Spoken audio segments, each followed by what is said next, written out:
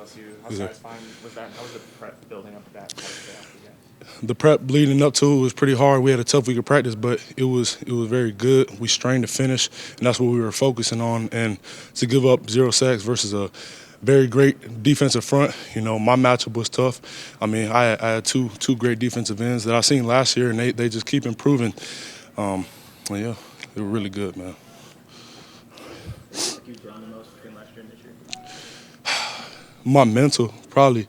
I would say my mental because last year, I give up sacks and all that, and I would get a little down on myself, and then I go home and kind of like soak for a little bit, but trying to get back to work. Right now, it's like if I give up a sack or a bad play, it's like you can't focus on that because it's really going to affect how you play for the plays to come on. Yeah. Who helped you kind of change that mentality? It's kind of something that happened within myself because the hatred that I got last year for all the things that I was doing just made me want to not mess up ever again. You know what I'm saying? And to come in here and work every day. And Book was one of those guys that helped me for sure along the way. Just helping with my mental. It's like, bro, you got to push through. You're gonna be okay. You're gonna be a really great player. So is that the kind of encouragement that for those younger offensive linemen that are kind of experiencing this for the first time? Is it something that you give them? Is that something that you can kind of describe? I would say for sure. Like I try to help them in any way. Like the things that happen to me, I don't want to happen to them.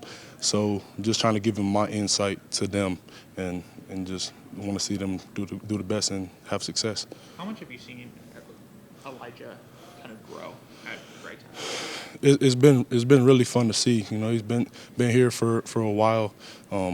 He's grown mentally, strength wise. Strong person mentally, physically, and he's really focusing on doing what he needs to do to change how he plays and get that success on the field. Whether it's for Elijah or whether it's for, in terms of what can a performance like the LSU game do in terms of his kind of growth and confidence? To know that you're going against a really great defensive front and not give up any sacks versus those types of guys, it gives you a boost of confidence, going into the next week and for the rest of the game, honestly. Because like I said, like it's not easy in the SEC. You mentioned the amount of kind of hate that you got last year. Mm-hmm.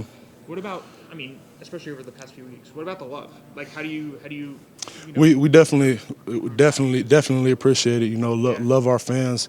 It gets a little rough sometimes, but you just got to look past that and take it into a fact. Like you're gonna get hate, you're gonna get love. It is what it is. Treat it the same. Just move on with your day.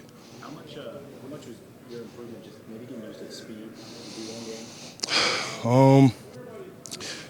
I would say going through practice really helped me a lot, going against guys like Dallas Turner and Chris Braswell, those types of guys, Zebo, all them types of guys that get off the ball and are really going to push you. That's what kind of got me up to speed. Just practice. You mentioned, you talked to Tyler a couple weeks ago.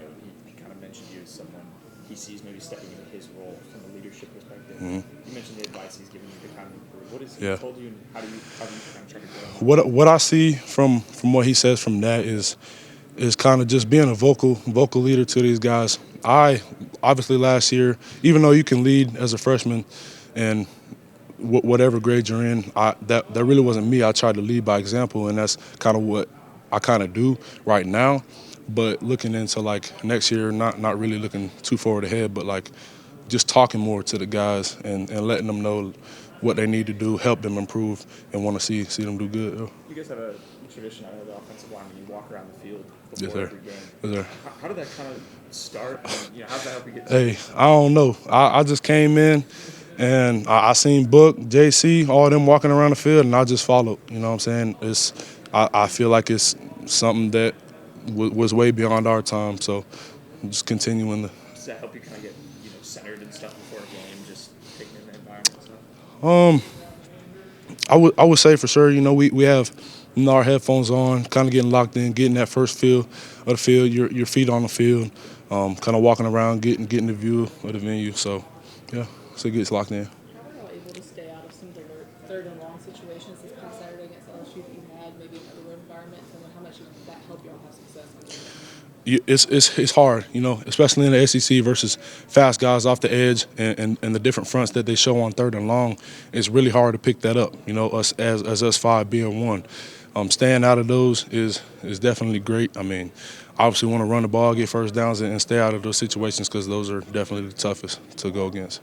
You mentioned some of the struggles that you had last year. I feel like after last year's bye week, the switch maybe flipped. What did that week do for you? And you said, Just taking time off and really tapping into my mental and really thinking about what I really need to do to get right. That's really it. It's been great. He's helped me mentally, physically, on the field, off the field, and like anything, it's just like a brotherhood for life. And I'm gonna love him for that. A lot of people have talked about how his leadership's kind of taken a step forward the past couple of weeks. What areas, like how specifically you see? Definitely vocally, getting on everybody. That's something you need to do. You know what I'm saying?